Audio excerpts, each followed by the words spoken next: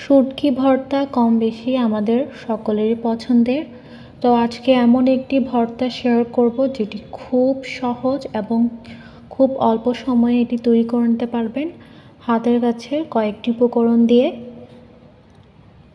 তো দেখতে পাচ্ছেন এই লোভনীয় ভর্তাটি দিয়ে আপনারা অনায়াসে 1 প্লেট ভাত খুব সহজেই শেষ করে নিতে পারবেন। তো দেখে নেওয়া যাক আজকের এই শুটকি ভর্তার সম্পূর্ণ প্রসেস। তো বলে রাখা ভালো, এটি হচ্ছে চিংড়ি শুটকির বালাচাও ভর্তা।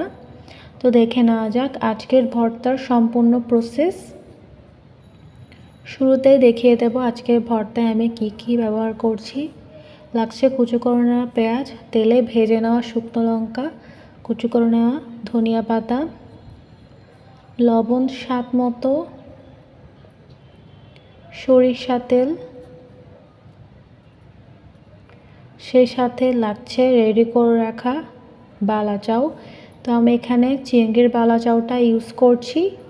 আপনারা যে কোনো শপে এটি পেয়ে যাবেন, চাইলে অনলাইনে অর্ডার করতে পারেন, বিভিন্ন পেজে এটা অ্যাভেলেবেল পাওয়া যায় এখন। তো শুরুতে আমি শুকনো লঙ্কাগুলো হাত দিয়ে খুব ভালো মতো ভেঙে নিচ্ছি। তো বালাচাও ভর্তা মাখানোর ক্ষেত্রে মাখানোটা খুবই পারফেক্ট হতে হবে। যত মাখানোটা ভালো হবে ততই ভর্তাটা খেতে ভালো লাগবে। তো আমার মরিচ মাখানোটা হয়ে গিয়েছে, এ পর্যায়ে আমি স্বাদ মতো লবণ অ্যাড করেছি এবং সেই সাথে কুচো করে নেওয়া পেঁয়াজগুলো হাতের সাহায্যে ভালো মতো মাখিয়ে নিচ্ছি। এ পর্যায়ে আমি অ্যাড করে দিচ্ছি সরিষা তেল,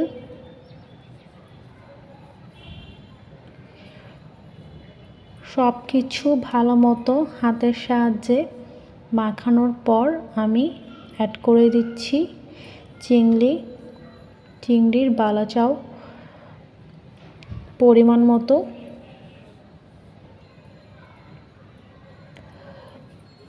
তো এই পর্যায়ে আমি বালাচাওটাকে একদম হাতের সাহায্যে ভালো মতো গুঁড়ো গুঁড়ো করে ম্যাশ করে নিচ্ছি।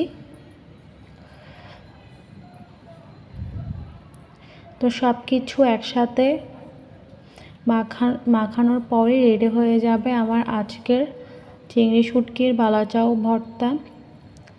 আপনারা খুব চটজলদি এটি বানিয়ে নিতে পারেন গরম ভাতের সাথে। শুধুমাত্র এই ভর্তাটা হলে খাওয়াটা একদম জমে যাবে। আশা করছি আজকের রেসিপিটি আপনাদের অনেক ভালো লাগবে। ভালো লাগলে একটি কমেন্ট করে দিবেন আর রেসিপিটি শেয়ার করতে ভুলবেন না। সেই সাথে ফেসবুক পেজ এবং ইউটিউব চ্যানেলটি সাবস্ক্রাইব করে সাথেই থাকবেন। সকলকে ধন্যবাদ।